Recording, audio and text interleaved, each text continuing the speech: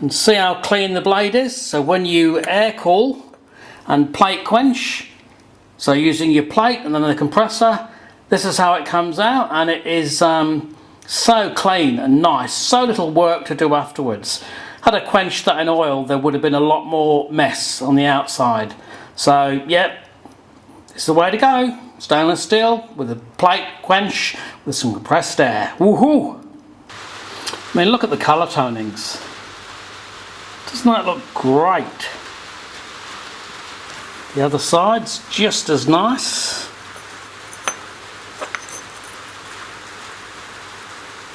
That. Can't take these off. I'm going to have to work with this, hey. Let's get some polish in and some black, but that just looks...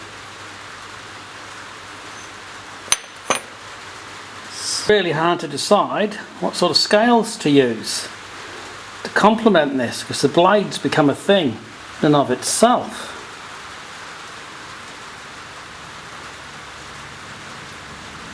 Awesome. This is just some 800 paper, and I've just taken the colourings obviously off the actual blade. Let's have a look at this.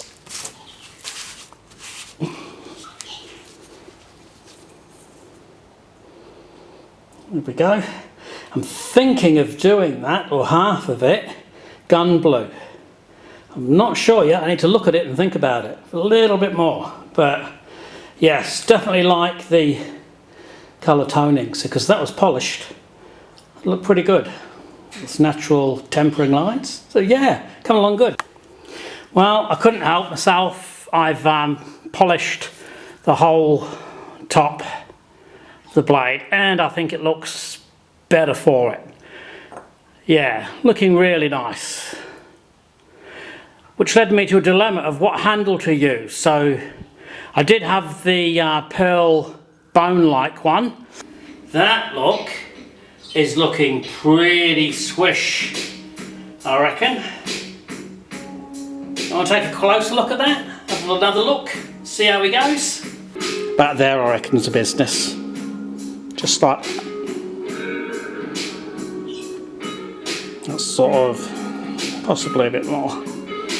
Yeah, anywhere around there, but yeah, completely different to what I've made before, but I really like it. Yeah, coming along nice. Yeah, good stuff. Tasmanian Black Heart Sassafras. I think that looks really nice. I think the colour tonings go really well together. This is my vacuum chamber, and what this does is through this vacuum pump sucks all the air out of here to minus 29 HGs, and there's resin in there, and it sucks the air so it pulls all the air out of the timber. It's called stabilisation, and what it does, it makes the timber really durable. It makes it waterproof, it makes it really hard, and any timber that's soft, in particular like the sassafras that we're using, is a very soft wood, so it's not really durable and practical for a razor or a knife handle or anything like that. Dent easy, scratch easy, chip easy, but after it's been stabilised, it's hard. It's like a really hard plastic, very strong, can't dig your nail in. Really good. I'll actually do a video on stabilisation later on.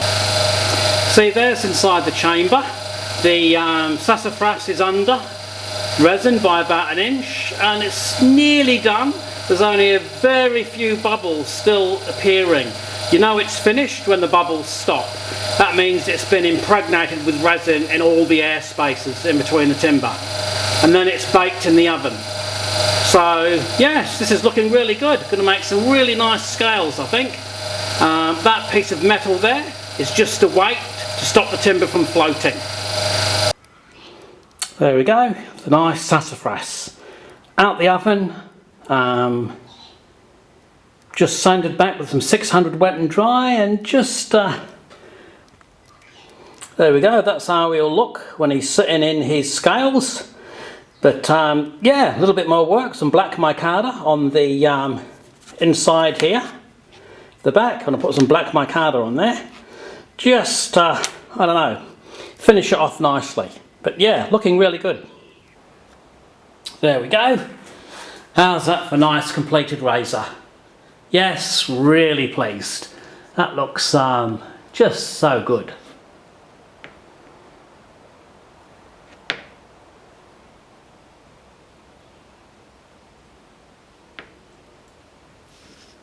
Whoa. Ta-da! The Grim. Done. Thanks for watching. Hope you enjoyed it. Just got to sharpen it up now, but believe me, it will be sharp. So, thanks for watching. Don't remember? Well, you won't remember, so I'll remind you. Subscribe, come on. Yeah.